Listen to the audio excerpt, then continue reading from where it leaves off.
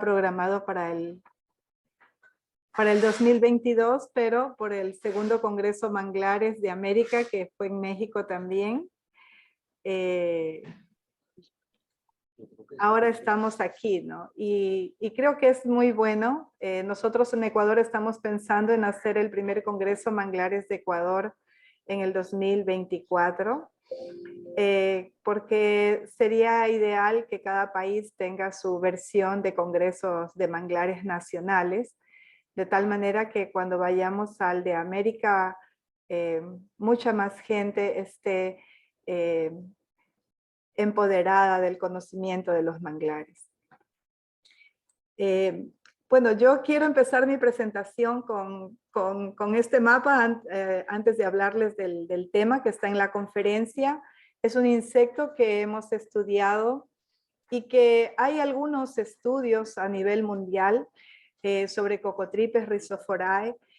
Y me gusta hacer esto porque yo, como mencionaste, me encanta formar a nuevos guerreros del manglar, como yo digo, a los estudiantes.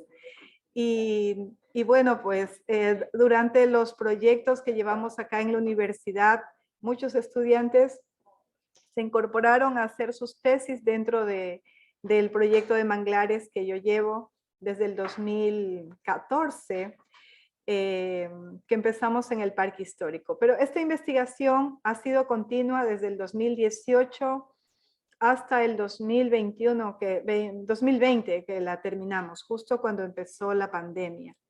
Allí terminamos de hacer las últimas colectas. Y bueno, pues tuve una estudiante, nosotros tenemos estudiantes de diferentes provincias, y una de las estudiantes es de Galápagos, Francesca Ruida, así que ella hizo su tesis en esta provincia, ¿no? Donde ella es. Nancy Gamboa lo hizo en Esmeraldas, y Danquini Mendoza, que es de otra universidad, lo hizo en Manabí. Daniel Mazú lo hizo en Santa Elena, Fiorella Casinelli en Guayas y Nicole Valverde en El Oro. Cada uno de estos estudiantes son de esas provincias. Entonces, quiero resaltar esto porque muchos de ellos están citados en este estudio que vamos a publicar dentro del número especial de Maderas y Bosques.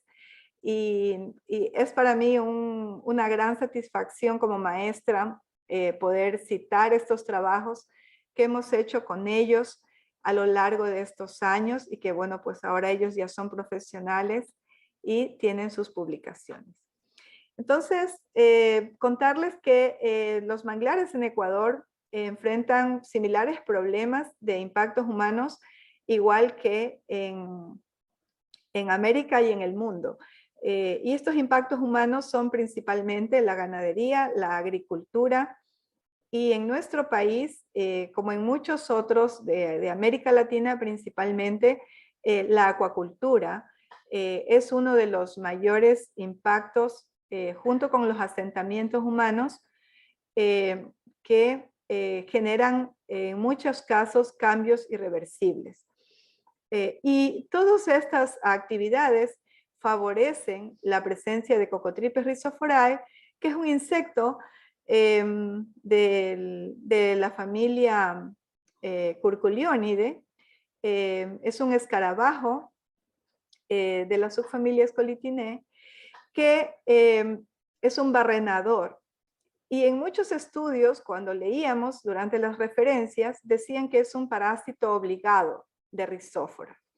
Pero, por ejemplo, en Galápagos no es considerado, o al menos no está presente en todas las islas. Entonces, por eso, más bien tiene una distribución que podría ser transportado por los mismos propágulos, pero ya nosotros discutimos un poco de que no es como un parásito obligado realmente. Es más bien un parásito que podría ser introducido en muchos lugares. Entonces, como destruye el propágulo, obviamente afecta en el crecimiento, aunque algunos autores también mencionan que ayuda al ciclamiento de la materia orgánica, ¿no? Porque descompone los propágulos y de esa manera contribuye a los ciclos del carbono y a todos los otros ciclos biogeoquímicos. Pero en Ecuador el género Rhizophoras está presente en las Islas Galápagos, en todos los estuarios que tenemos desde el norte, en Río Mataje, Santiago en Cayapas, Muisne, Cojimíes, estuario Río Chone, el estuario Río Guayas, que es nuestro estuario más grande y el más importante en el Pacífico Sur. Y también los ríos de Jubones en Santa Rosa y Arenillas en el sur, donde está el archipiélago de Jambelí. En Ecuador tenemos, digamos, bueno, el archipiélago de Galápagos, que es el más conocido y el más grande, pero en el sur tenemos un archipiélago, podemos decir, más cercano al continente, que es el de Jambelí.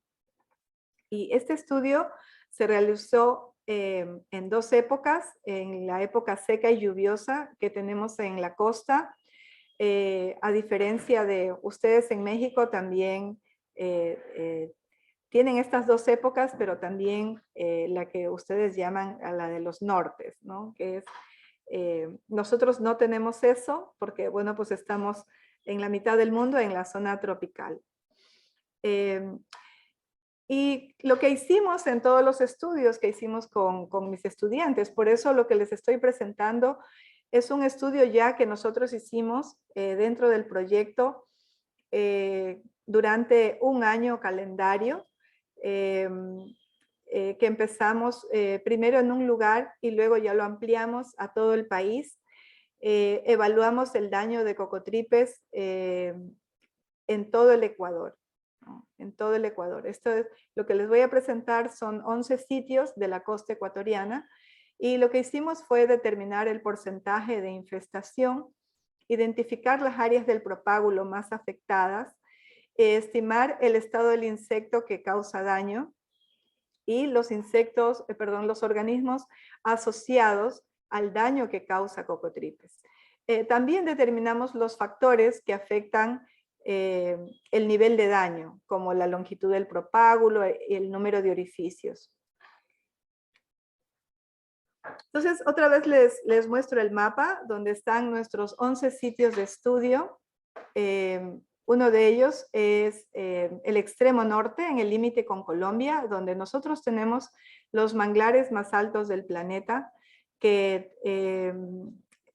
están en la región más húmeda del mundo, que son la región del Chocó, que está en este sitio. Esta zona también en Ecuador tiene la zona de manglares más continua y podríamos decir como una de las, de lo que he visto, ¿no? De los manglares, una de las más espectaculares en cuanto a belleza escénica. Esmeralda se conoce como la provincia verde y bueno, mucha gente decía, bueno, porque no hay verde en la Amazonía, porque se llama la provincia verde, pero es por la homogeneidad. Y también esa homogeneidad está dada no solo por la precipitación, sino también por estos manglares que son espectaculares. Luego tenemos también el estuario del río Esmeraldas, que es asimismo de una gran belleza por el color del agua. Y más hacia el sur, ya en el límite con Manabí, está el estuario del río Cojimíes, que es una área protegida también. Aquí no tenemos estudios de cocotripes. Vamos a Manabí, al centro, donde hay un estuario totalmente aislado, que es el estuario del río Chone. Manabí es una de las provincias que tiene mayor cantidad de playas en el Ecuador y por eso también está, digamos, atravesada por la cordillera costanera, que es una cordillera separada de la cordillera de los Andes. Y este estuario es muy singular porque aparte de que es pequeño, no recibe nada de los Andes, sino que recibe todo de esta cordillera. Por eso estos manglares son singulares. Esta singularidad tienen los manglares de Ecuador, que son muy distintos en cada provincia. Luego en Santa Elena, donde se hizo uno de los estudios de mis alumnos, pero como fue corto tiempo y fue para su trabajo de titulación, no fue considerado en este estudio porque, les repito, los 11 sitios que tenemos acá marcados son durante un año calendario en la época seca y lluviosa para tener una estandarización de las muestras. En Guayas tenemos 4 sitios, 2 que son islas, uno de ellos es la isla Puná, la isla Santay, Manglares Churute, que es una reserva ecológica, y también el parque histórico, que es donde empezamos a hacer nuestras investigaciones.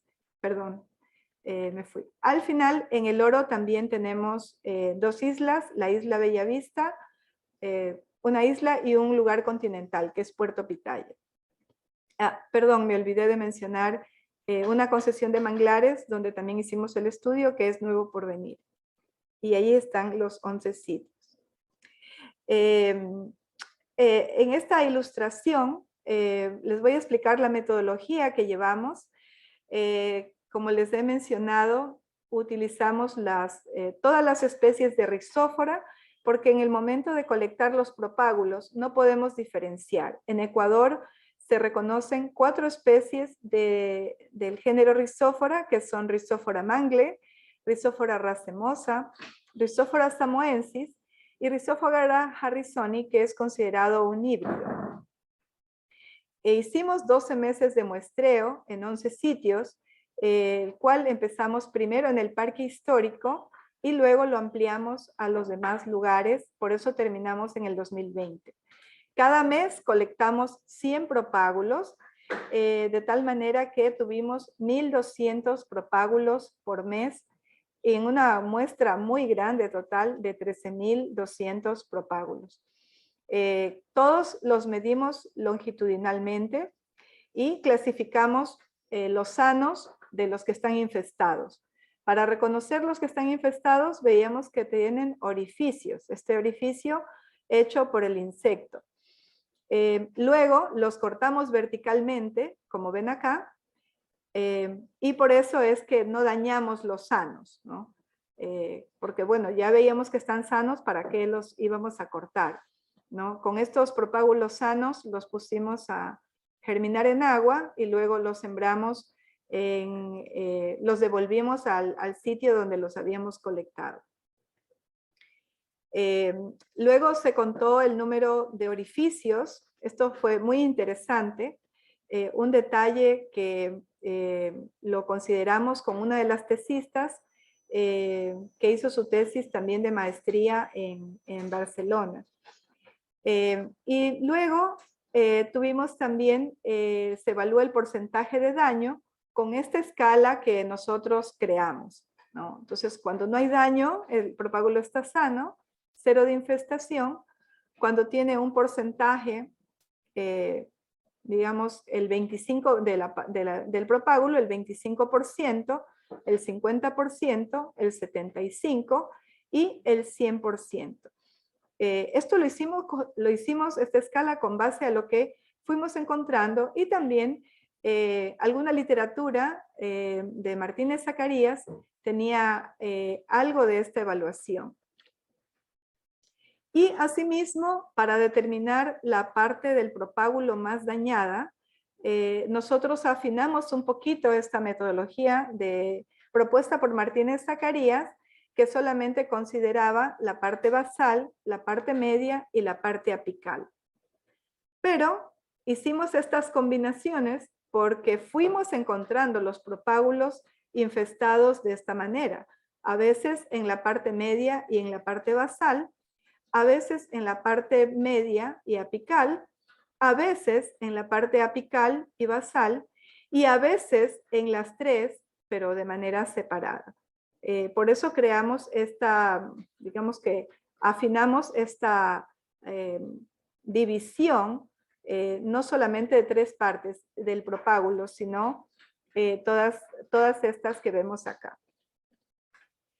Y luego para determinar cuál es el estado del insecto que causa más daño, fue necesario estudiar el ciclo del insecto, que está en un estudio publicado en el 2019, un estudio que hizo la entomóloga de nuestro equipo, la ingeniera Miriam Arias, que con un método de evaluación destructiva fue determinando cuántos días se demoraba cada uno de los estadios de este insecto.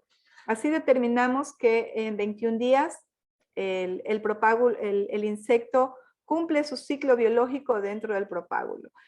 Bueno, pues más adelante les vamos a contar todos los detalles que forman parte de la discusión y de los resultados de este estudio. Pero es súper importante tener claro el ciclo de este insecto, porque de este ciclo depende el daño en el propágulo. Los análisis de datos los hicimos con R en la versión 3.63 y con la interfase R-Wizard, ¿no? Que, bueno, pues ya es mucho más automática, ¿no?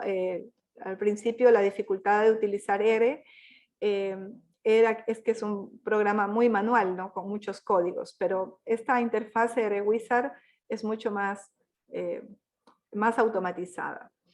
Entonces, allí analizamos los porcentajes de incidencia y de prevalencia. También las variables para la normalidad y la homocedasticidad los hicimos con las pruebas variables de Kolmogorov-Smirnov y Bruch-Pagan.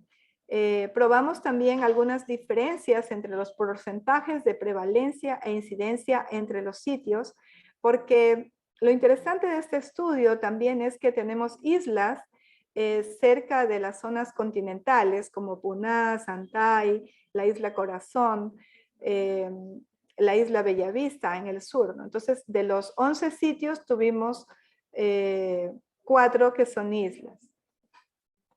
Realizamos también las pruebas de homogeneidad con las variables cualitativas con el chi cuadrado de Pearson y la verosimilitud de la prueba G.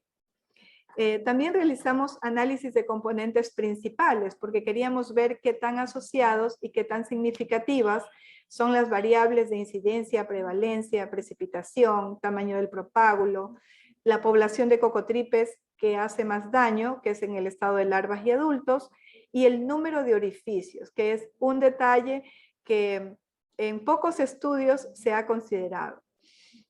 Análisis también, ya con eso hicimos los análisis de regresión lineal con las variables que tuvieron mayor correlación y significancia. Y esta autocorrelación entre variables se verificó con la prueba de Durbin-Watson. Para todos los análisis, utilizamos una probabilidad inferior al 5%. Y bueno, aquí ya tenemos, les muestro un poco de los resultados. Siempre les voy a poner esta imagen de referencia para que tengamos en nuestra mente cómo es que el propágulo se infesta, porque a veces cuando vemos solamente los gráficos, pues ya nos olvidamos esta parte del análisis, ¿no? que es fundamental. Aquí les muestro nuestros 11 sitios y cuáles fueron los que presentaron la mayor incidencia de daño, ¿no? Y justamente está la isla Corazón y Fragatas, la isla Santay, el Parque Histórico y la isla Bellavista. Estos son los que presentaron los sitios, podemos decir, que tuvieron propágulos más infestados, más dañados. Y a medida que vemos aquí, miren que no hay una diferencia entre si es una isla o es una zona continental. Esto nos llamó mucho la atención porque me adelanto un poquito a la discusión, porque pensábamos nosotros que a lo mejor las islas iban a tener propágulos mucho más sanos, pero no fue así. ¿no? Hay islas con propágulos dañados y hay islas con propágulos sanos. Entonces hay otros factores que están incidiendo en la infestación, que son algunos de las variables que nosotros hemos considerado. Entonces, como pueden ver aquí, hubo bastante, digamos, un daño significativo en alguno de estos sitios con estos propágulos que fueron infestados por cocotripas. También hicimos la diferencia como en las épocas seca y lluviosa. En cuál de estas épocas hay más daño. Y como ustedes pueden ver aquí en el gráfico, ¿sí? La época lluviosa presentó mucho más daño en todos los sitios, excepto en Bellavista, ¿no? En Bellavista la época seca tuvo un poco más de daño. Y ahí también, cuando afinamos un poco los resultados, encontramos algunas causas por qué ocurre esto, ¿no? Entonces, la prevalencia de daño fue del 55%, si promediamos todas las áreas, versus 45% en la época seca. Y entonces, aquí vemos en cambio la incidencia. La incidencia es cuál de los porcentajes, 25, 50, 75, 100, tuvo mayor incidencia, ¿no? Entonces, tuvo mayor prevalencia, perdón. Entonces, esta incidencia es esto que vemos aquí, ¿no? Por ejemplo, esto de aquí es la incidencia, ¿no? ¿Qué porcentaje de daño tienen los propágulos? Entonces, vemos asimismo que estos lugares se repiten, los que tienen mayor incidencia, Santay, Parque Histórico, Isla Corazón y Fragatas e Isla Bellavista. Y tienen incidencias como ven aquí, las barras tienen una incidencia entre el 50, 75 y 100%, ¿no? A diferencia de, por ejemplo, otros lugares, ¿no? Como Cayapas, Mataje o Churute, Nuevo Porvenir, que obviamente tienen propágulos mucho más sanos. Y, por ejemplo, en Cayapas, Mataje es interesante que el nivel de incidencia está en el 25% de daño. Si hay propágulos dañados, pero no tan dañados, ¿no? En cambio, en Isla Corazón, recuerdo que encontrábamos los propágulos pues totalmente dañados. Totalmente. Igual en Isla Bellavista, en Parque Histórico, cuando los abríamos o los veíamos, la gran cantidad de propágulos estaban dañados y esa incidencia era casi en todo el propágulo o en el 75%, como se muestra en estas barras. Y aquí viene también cuál es la parte del propágulo que ha tenido mayor daño, ¿no?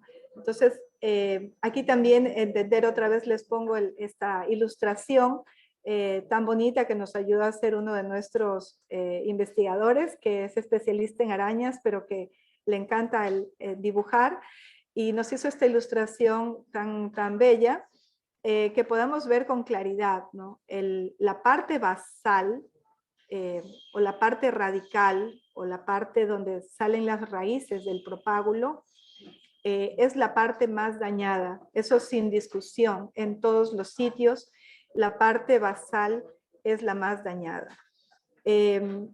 Seguida de la parte media, pero siempre presente la parte basal. Si se dan cuenta que en nuestras combinaciones la parte, esta de aquí, ¿no?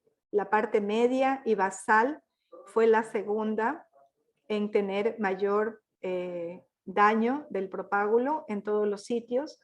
La parte media solita es la siguiente, o sea que podríamos decir que entre la parte basal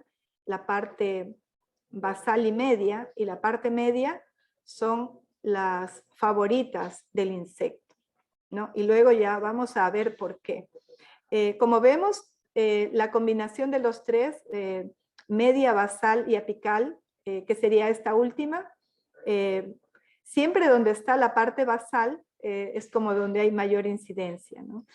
Pero la parte apical, esta de aquí solito, los daños en la parte apical, como ven, fueron muy pocos, y todos donde está la parte apical, por ejemplo, basal apical, esta de aquí, también fueron pocos, y la media apical, ¿no? Esta de aquí, media y apical, fueron muy pocos. Entonces, eso también se refleja en otros estudios donde solamente consideraban basal, medio y apical. En la parte radical es la más dañada o la preferida por el insecto. Y bueno, aquí ya les presentamos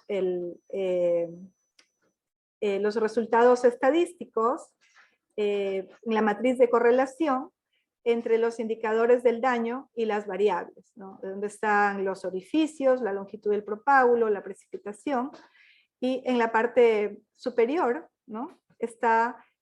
Contiene las estimaciones del coeficiente de correlación, y la parte inferior contiene los valores correspondientes a P, ¿no? Que es esta correlación. Y bueno, aquí lo vemos un poco más gráfico, cómo las dos variables que tuvieron mayor correlación, que es la incidencia, ¿no? Con el número de orificios. Entonces aquí vemos que, bueno, estas letritas significan y representan cada uno de los sitios, ¿no? No sé si lo logran ver del lado acá. Por ejemplo, la isla Puna, Churute es la A, empezamos acá con Churute, que son los que, digamos, con propágulos más sanos, ¿no? Seguido de la isla Puna, que es la B, Nuevo Porvenir, que es la C, Isla Pongalillo, que es la D, Isla Las Huacas, que es la E, Cayapas Mataje, que es la F, Cayapas Mataje está en intermedio,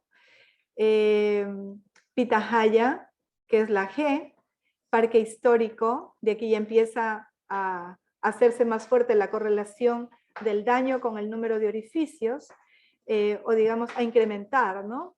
el daño, que es el Parque Histórico, la H, la I, que es Isla Santay, la J, que es Isla Corazón, y la K, que es la Isla Bellavista, ¿no? Entonces, como les había mencionado, todos los sitios de estudio tienen islas y tienen zonas continentales.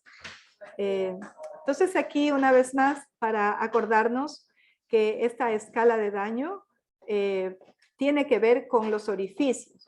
Entonces, si yo tengo un propágulo dañado el 100%, el número de orificios es mayor.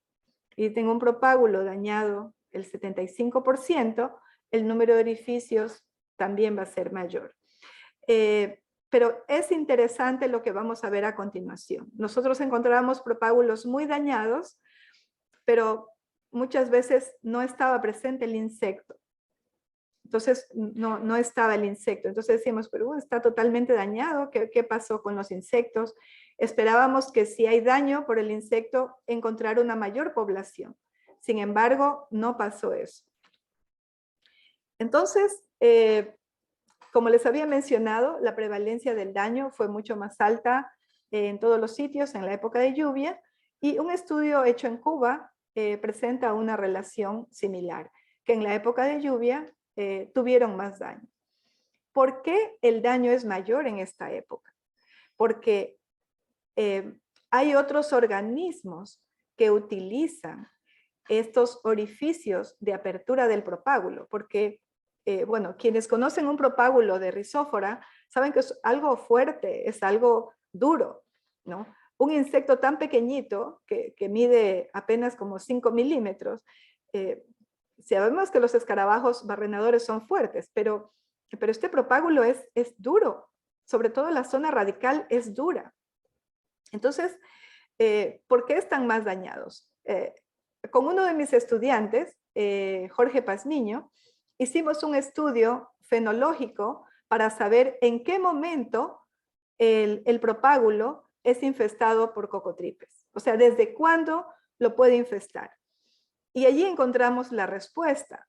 Y es que, claro, decíamos, este insecto, cuando el propágulo cae, difícilmente lo va a dañar en la raíz, porque la raíz es la parte más fuerte, es la parte más leñosa del propágulo. Entonces, cuando los propágulos caen, la mayoría de infestaciones se da en la parte media, que es más suave, o en la parte apical. Pero en este estudio encontramos que apenas el propágulo está naciendo, ¿sí? Cuando el propágulo tiene apenas 6 centímetros y obviamente deja expuesta la parte radical todavía suave, es cuando el insecto la infesta.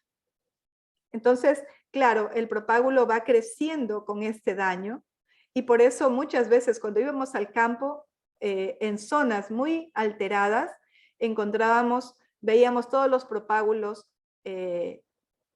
perforados, ¿no? Desde la lancha podemos ver todos los propágulos perforados. Y también con el aserrín, que bueno, en otra diapositiva ya mismo se los muestro, el aserrín que genera este insecto una vez que entra al propágulo.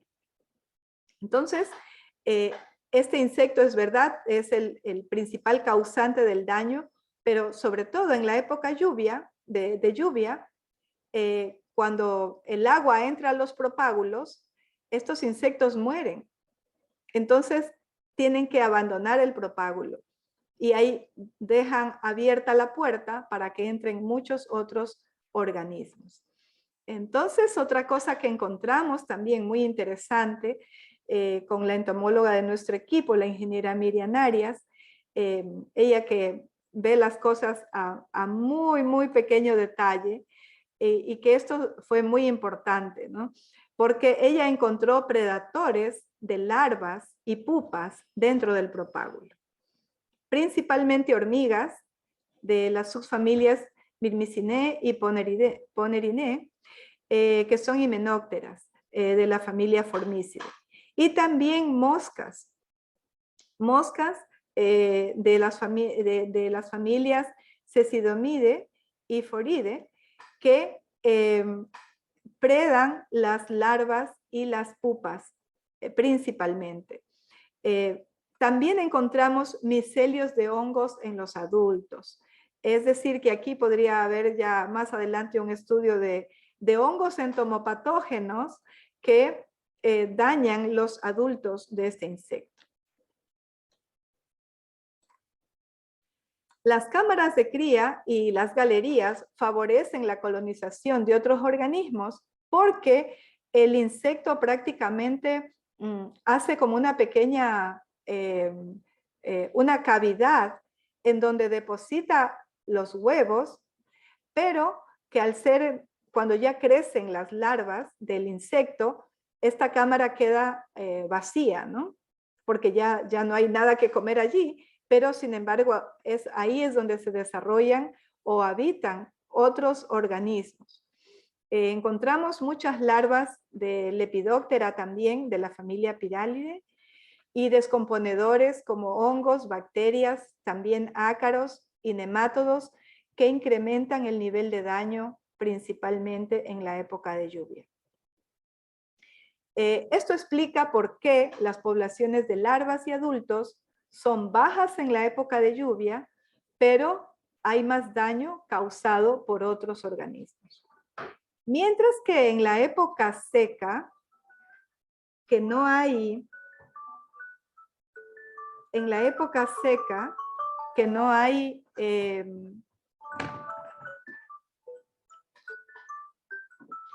en la época seca que la población de larvas y adultos causan daño es alta porque causan menos daño debido al ciclo biológico.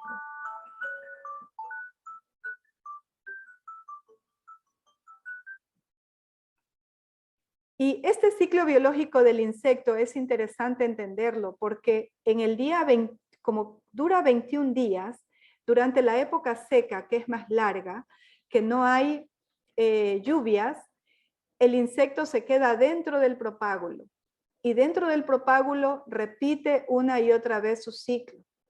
Entonces, si bien es cierto, hay menos propágulos dañados en la época seca, pero la incidencia de daño es mayor. O sea, en la época seca, cuando encontramos propágulos dañados, casi el 100%. ¿Por qué? Porque los machos no salen del propágulo. Los que entran y salen son las hembras. Entonces, por eso en algunos propágulos encontramos hasta 27 orificios. Y es porque la hembra hace un agujero para entrar, la hembra copula dentro del propágulo, el macho muere y la hembra sale grávida o ovada a infestar otro propágulo. Entonces, si hay más de una hembra que infesta el propágulo, esas poblaciones, digamos, los adultos se reproducen dentro del propágulo. Y obviamente cada hembra que sale hace un orificio. Entonces ese propágulo queda mucho más dañado, ¿no? Mucho más sensible, y sobre todo en la época de lluvia, que hay muchos más organismos, se daña mucho más rápido.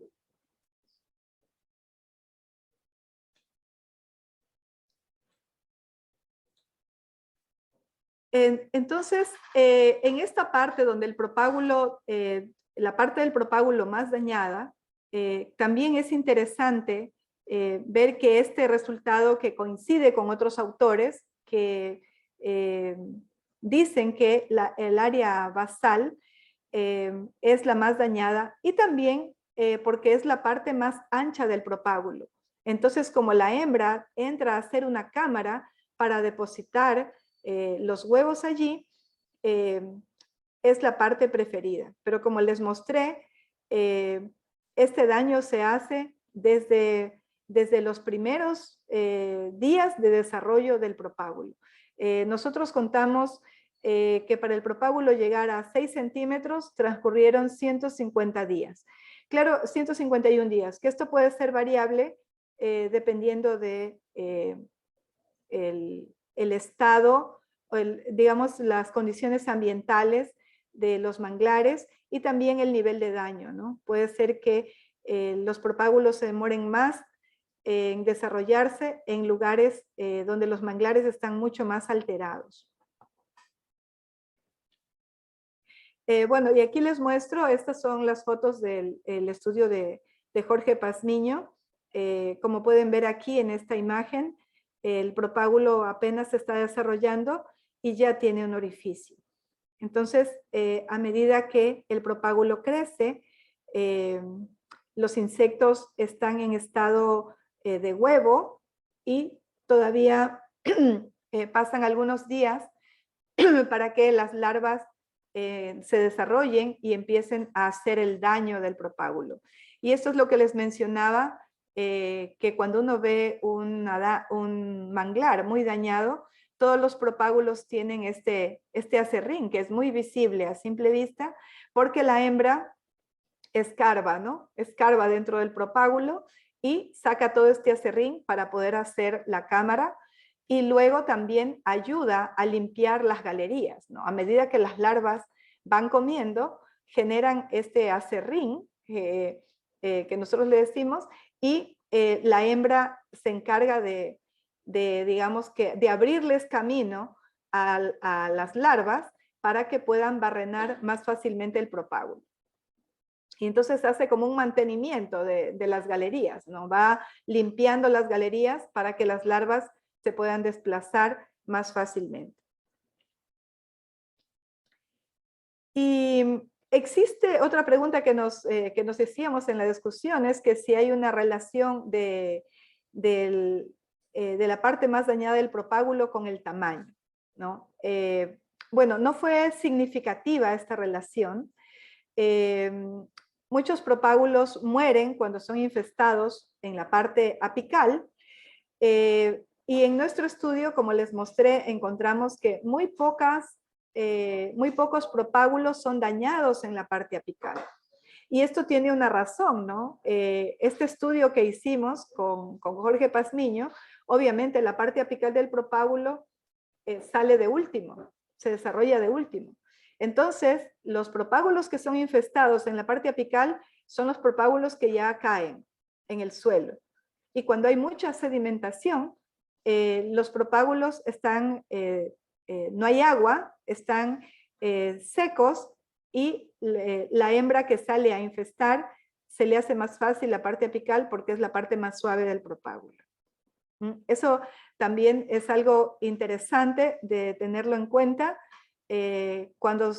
para los programas de restauración, ¿no? Los programas de restauración que se hagan con rizófora, los propágulos se deben sumergir en agua para que si están infestados por cocotripes en la parte basal, mueren y el propágulo tiene más fuerza para desarrollarse.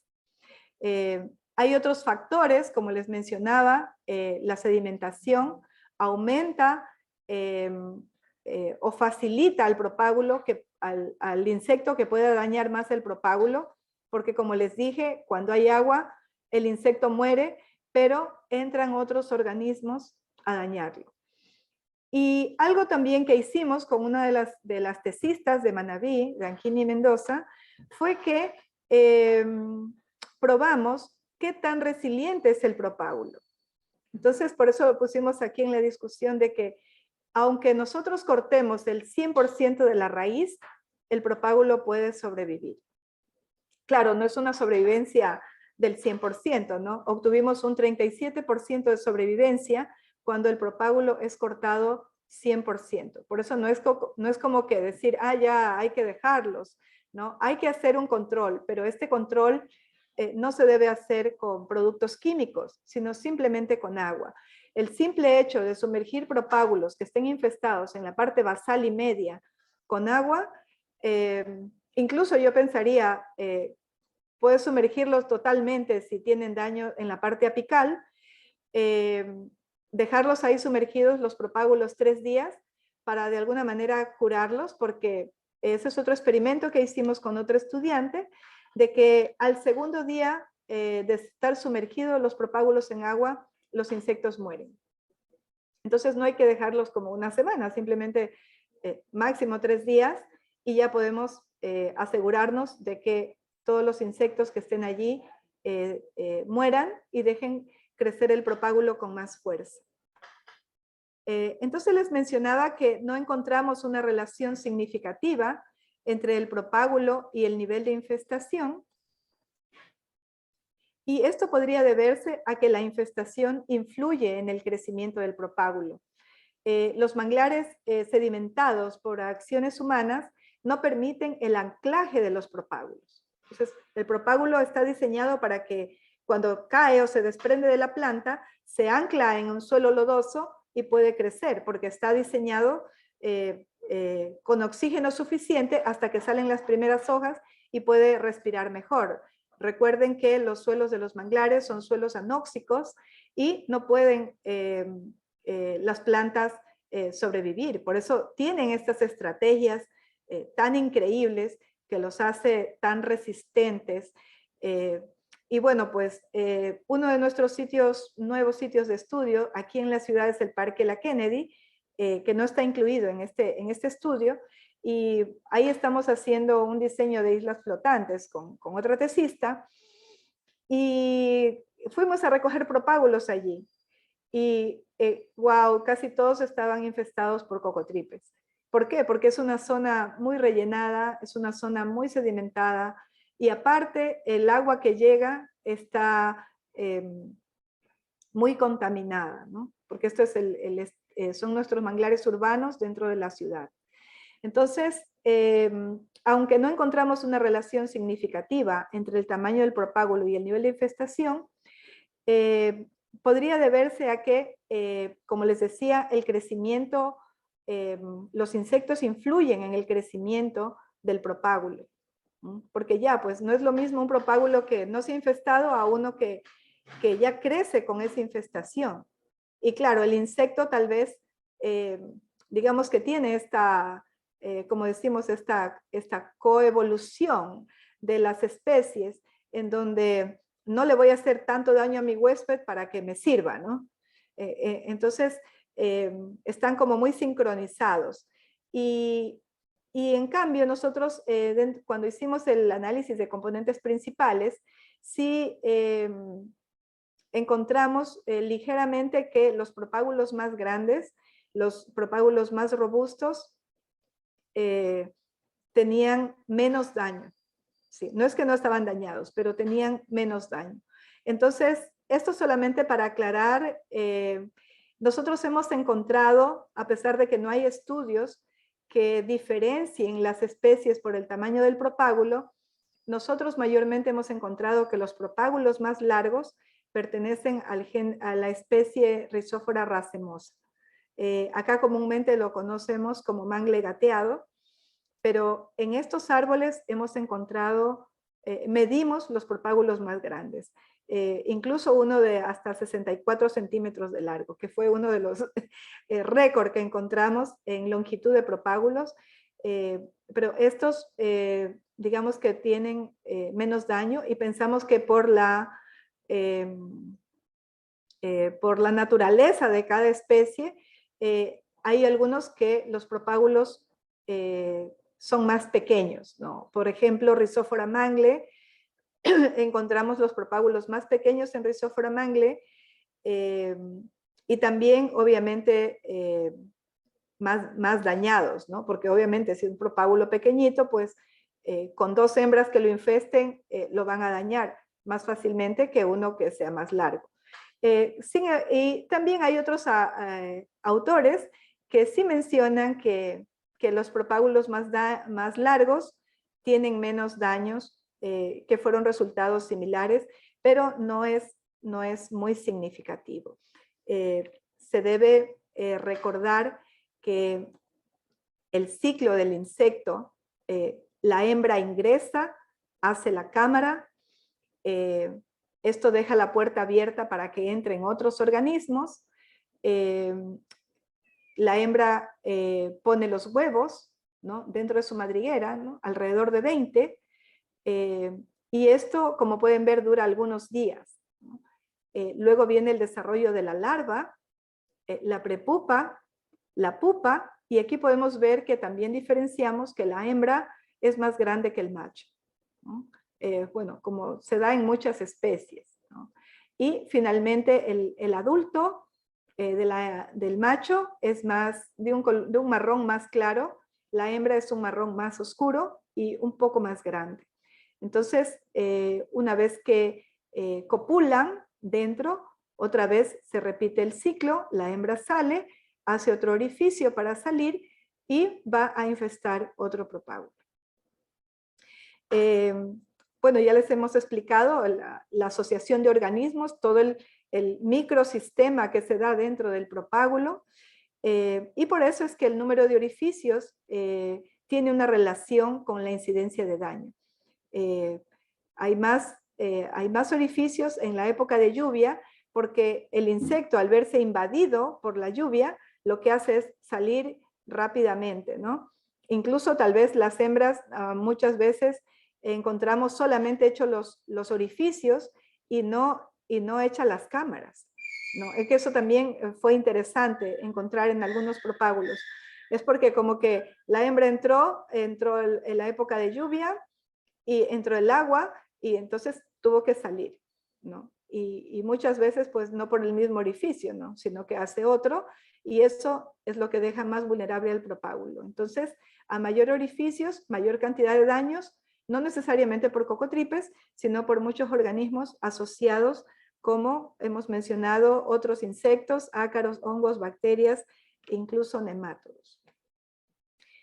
Bueno, para ya finalizar, les cuento que una de las limitaciones que tuvimos en el estudio y algo que quizás podríamos afinar en el futuro es hacer un estudio, quizás no con tantos propágulos, pero diferenciando las especies de Rhizóphora, porque una vez que cae el propágulo es muy difícil diferenciar a qué especie pertenece. Entonces, como nosotros estandarizamos la muestra de coger 100 propágulos por mes en estos 11 sitios, hubiese sido muy difícil marcar los árboles de cada especie y esperar los propágulos de esa especie para estar seguros de que estamos analizando o diferenciando la infestación de las 4 especies. Con todo, creo que este es un estudio que nos ayuda a comprender el daño que puede causar Cocotripes rhizophoriae, que este insecto tiene una importancia y que en algunos estudios, incluso nosotros en las primeras tesis lo mencionamos como uno de los organismos bioindicadores. Nosotros dentro del programa de biodiversidad sostenible queremos crear un índice de la salud del manglar, pero basada en organismos. Y este es uno de los organismos que yo consideraría que se debe tener como uno de los bioindicadores. No el único, pero uno de los bioindicadores, y que con estas metodologías que hemos estandarizado sea mucho más fácil evaluar que otros organismos. Como por ejemplo hongos o bacterias, ¿no? Que es mucho más difícil, pero en cambio este de aquí ya hay una metodología estandarizada, hay una bibliografía interesante en diferentes partes del mundo. Incluso, bueno, uno de los estudios que más citamos nosotros es justamente uno hecho en México por Martínez Zacarías y Baena, y también en otros países, ¿no? Panamá, Cuba, incluso en países de África, que también está presente este insecto. Y también, como les mencionaba, pues gran parte de la literatura de este estudio están citados nuestros estudiantes con quienes hemos hecho estudios previos para lograr estos resultados. Así que bueno, creo que estoy dentro del tiempo, por eso estaba sonando mi alarma. Así que muchas gracias.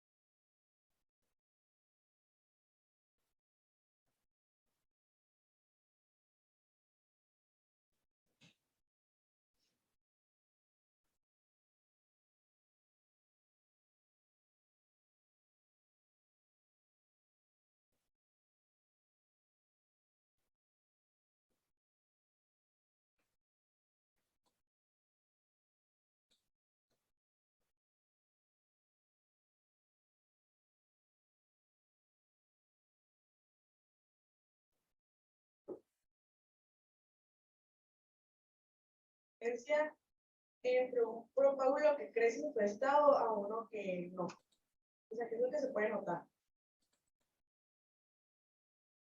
Hola, no escuché bien la pregunta. ¿Cuál sería la diferencia en un propágulo que crece infestado a uno que no? ¿Qué es lo que se puede notar? Que no tiene orificios. O sea, el orificio es lo que nos permite observar a simple vista que un propágulo está infestado. Ok, muy bien, muchas gracias. Acá de este lado, acá está levantando la mano.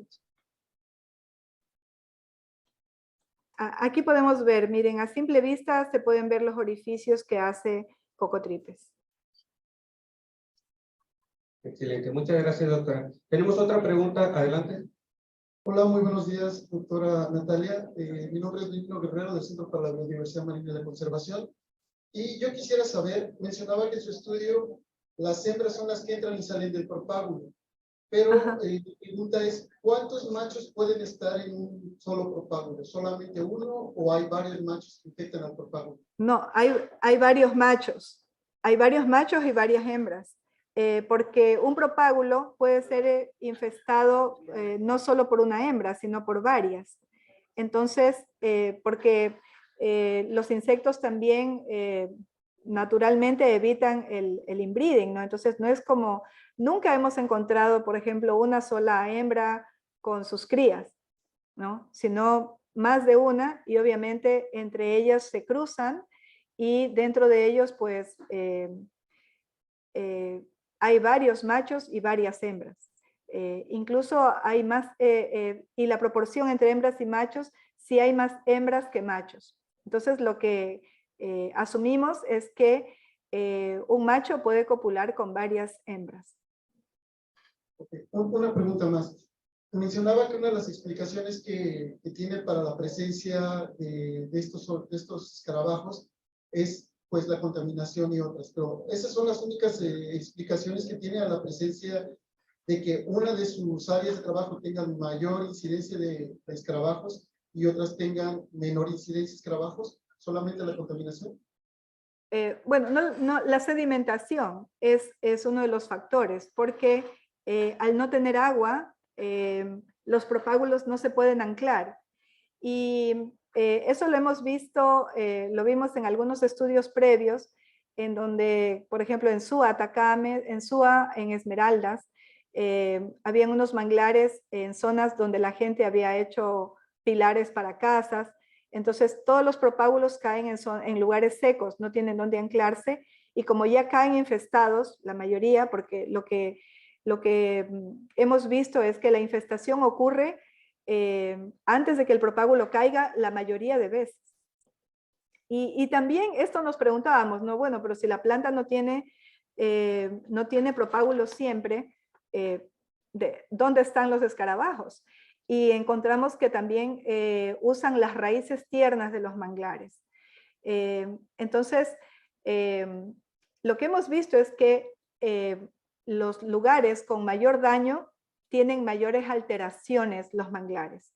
Tienen muros de camaroneras, tienen asentamientos humanos, tienen mayor sedimentación, tienen pérdida de flujo de agua, y obviamente también niveles de contaminación por materia orgánica, ¿no? Donde se pierde no solamente el flujo y el reflujo del agua, sino también la calidad del agua. Y nosotros pensamos también, una de las cosas que discutimos en este estudio, es que con otros autores mencionan, como les dije, que Cocotripes es un parásito obligado y que por lo tanto es como está en todos los lugares, ¿no? Pero lo que nosotros hemos encontrado es que los lugares de manglares que están sanos, la infestación es menor al 25%. Y hay lugares, como en Galápagos, donde encontramos manglares libres de cocotripes. Entonces, si fuese un parásito obligado, estuviese obligatoriamente en todos los manglares. Pero lo que vemos es que, a diferencia de otros autores que también piensan que Cocotripes cumple una función de reciclar la materia orgánica, si hiciera esto, si fuera, digamos, un insecto funcional del ecosistema, entonces no habrían estos otros descomponedores que nosotros encontramos, ¿no? Entonces, si bien es cierto, él abre la puerta, pero hay muchos otros organismos que, aunque no estuviese Cocotripes, igual van a descomponer los propágulos. Entonces, por eso nosotros pensamos que no es un parásito obligado y que, por ejemplo, en Galápagos sí se reporta como un insecto introducido. Es el único lugar que se reporta como un insecto introducido porque no está presente en todas las islas. Y curiosamente, donde está presente son las dos islas que tienen mayores acciones humanas, que tienen hoteles, que tienen alteraciones de los humedales naturales, y es allí donde cuando hicimos el estudio con Francesca, solo encontramos en estas dos islas donde hay mayor alteración de los manglares. Excelente, muchas gracias, doctora Natalia. Hay una pregunta que está aquí en Zoom, nos acompaña virtualmente la doctora Maribel Domínguez, nos comenta, ¿dónde colectaron los propágulos? ¿En el árbol, en el suelo o en el agua? Porque eso puede generar resultados diferentes en cuanto al avance de infestación. Y por otra parte, si no midieron el diámetro máximo del propágulo, que está relacionado con el vigor del propágulo y su infestación. ya que empieza a infestarse por la parte más ancha. ¿Sí? ¿Qué nos podría comentar? Ujú.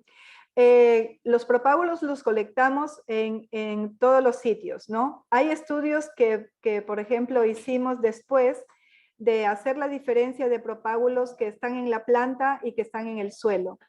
Danquini Mendoza justamente hizo eso en su maestría para ver si hay una diferencia entre los insectos, entre la infestación antes de caer el propágulo y después, pero no fue muy significativa. Nosotros recogimos los propágulos en la planta, en el agua y en el suelo. O sea, recogimos indistintamente porque justamente, y no hicimos no lo pusimos como una variable diferenciada, si está en la planta, si está en el agua o si está en el suelo. Consideramos otras variables, como les menciono, el número de orificios. Y también, como les mostramos, que indistintamente el vigor del propágulo se ve en su desarrollo, pero también hay una diferencia del tamaño del propágulo en las especies de Rhizophyra, que es lo que les mostré en la limitación del estudio, que quizás en el futuro que tengamos zonas donde diferenciemos muy bien, estemos seguros de que ese bloque de Rhizophyra es racemosa y que hay prevalencia de una especie en ese sitio, podríamos hacer un estudio diferenciado por especie, porque hay propágulos que son mucho más robustos dependiendo de la especie, pero también dependiendo de las condiciones ambientales. Y como les mencioné, lo que sí hemos visto una diferencia sumamente clara en la longitud de los propágulos acorde a la especie, ¿no? Como les mencioné, Rhizophyra racemosa es la especie de mangle que tiene el propágulo más largo. Excelente, muchas gracias. Creo que sí responde muy bien a la pregunta de la doctora Maribel. Por cuestiones de tiempo, bueno, vamos a dar la última palabra, la última pregunta, perdón, para pasar al siguiente evento. Adelante, doctor. Bueno, solo es un comentario. Nosotros no hemos registrado la cocotitis aquí en el límite de México y Guatemala. Hemos estado realizando un estudio de los 3 estados, Chiapas, Oaxaca y Guerrero, y a pesar de que hemos medido una cantidad gigantesca de propágulos, no hemos encontrado. Lo que sí hemos encontrado es lepidópteros que perforan en algunas ocasiones, sobre todo propágulos juveniles de Rhizophyra, y perforan propágulos viejos o ya maduros de Avicennia. Incluso en plantación, perdón, en vivero, teníamos mortalidad hasta 28% por infectación de lepidópteros. Así que, gracias. Gracias, doctor. Y sí, por cuestiones de tiempo, y bueno, aprovechando, doctora, que usted nos está acompañando, y a usted depende si nos quiere comentar, bueno, lo que es la doctora fue quien realizó el primer Congreso de las Américas, el segundo que ya se realizó aquí en México y que se lo van a llevar, creo que a otro país. No sé si quiera comentar algo, avisos o algo, creo que el público mexicano, los investigadores y en general quienes están en relaciones con el manglar tienen alta participación en su congreso. Sí, muchísimas gracias. De verdad, México fue uno de los países que tuvo mayor presencia en el primer congreso que hicimos el 2019 y es por eso que decidimos darles la sede y por eso fue el año pasado, ¿no? Que tuve el gusto de estar y compartir con ustedes. Muchísimas gracias. Aún no decidimos a dónde será la siguiente sede.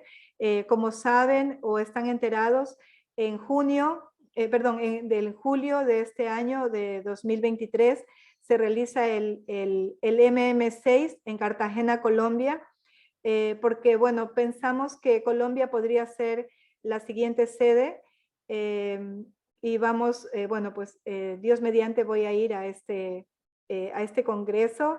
El MM6 es la primera vez que se hace en América, es el Congreso Mundial de Manglares.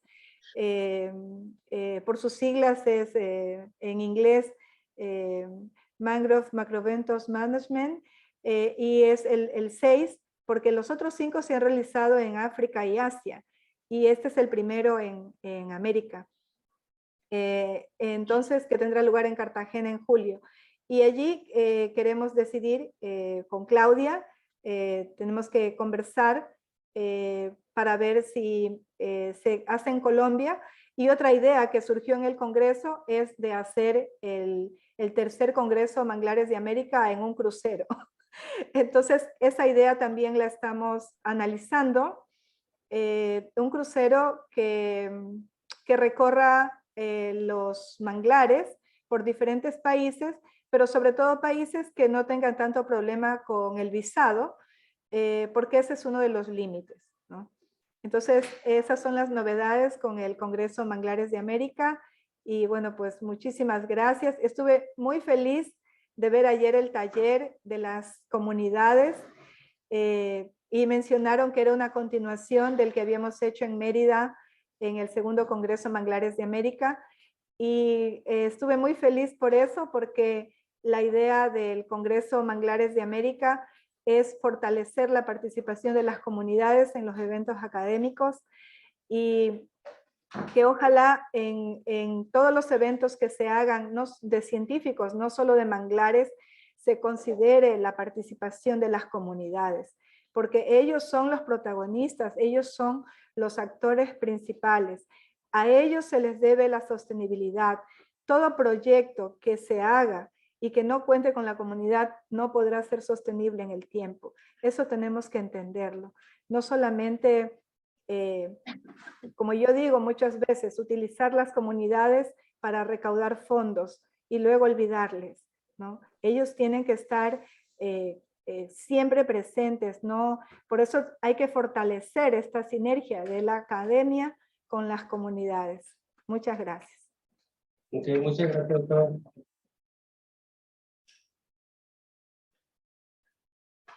Pues bueno, creo que acá a muchos les gustó la opción del Congreso. Creo que del Congreso en marco, creo que vamos a tener que empezar a ahorrar. Todavía tenemos tiempo, pero creo la asistencia mexicana yo creo que va a ser, allá nos vamos a ver. Ok, bueno, aparte del Comité Mexicano de Manglares y el Instituto Tecnológico de Sonora, le da la presente constancia y agradecimiento a la doctora Natalia Molina Moreira por la conferencia magistral Evaluación de Cocotripes Rhizoporae en propágulos de Rhizopora en Ecuador. Muchas gracias, doctora. Muchísimas gracias. Siempre a la orden y en contacto para seguir fortaleciendo nuestros manglares de América. Muchas gracias.